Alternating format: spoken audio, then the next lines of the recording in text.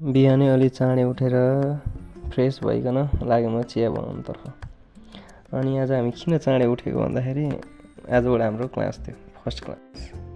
अनि म पहिलोचोटि होला यो 12 बजी यति चाँडो उठेर चिया बनाएर खान लागेको। अनि चिया बनिसकेपछि अनि दुवैले चिया खाइसकेर अनि एकछिन गफन लाग्यो। पहिलो क्लास, दुवैजना अलि बढी एक्साइटेड। अनि म लाग्यो बेड मिलाउनको लागि। अनि बेड रेडी भइकन अनि ढोका चाबी लाएर अनि हामी लाग्यौँ गाडी चढ्नतर्फ।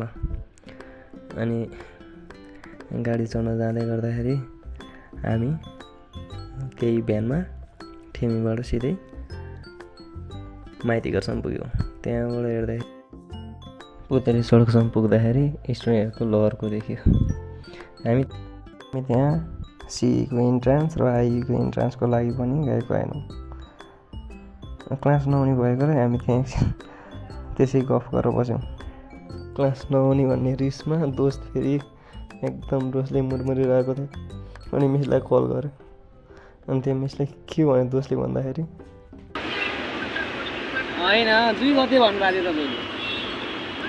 अनि त्यहाँ मिससँग कन्फर्मेसन गरिसकेपछि म लागेँ रुमतर्फ। अनि रुममा पुगिसकेर लागि म खाना बनाउन लाग्यो। 10 बजीतिर रुम आएर खानासाना बनाएर अनि आज क्लास नहुने भनेपछि अब क्लास कहिले हुन्छ भने कन्फर्म छैन। अनि फेरि असारको फर्स्ट विकतिर हुन्छ भन्दै थिए। अनि अब क्लास नहुने भइसकेपछि अब अनि खाना पनि पाक्यो। अनि मन लाग्यो तरकारी काट्नतर्फ। अनि तरकारी पनि काटिसकेर भुजिया बनाउन लागेँ। अनि भुजिया नि पाक्यो, उता दाल पनि पाकेर खानासाना खाइसकेँ। अनि एकछिन लुगा धुन जाउँ भनेको पानी परेर हैरान। अनि एकछिन सुतौँ भनेको साँझ पऱ्यो एकैचोटि। अनि साँझ परेर पानी रोकिसकेको थियो। अनि माथि गएर लुगासुगा धोएँ। अनि लुगासुगा सुकाएँ।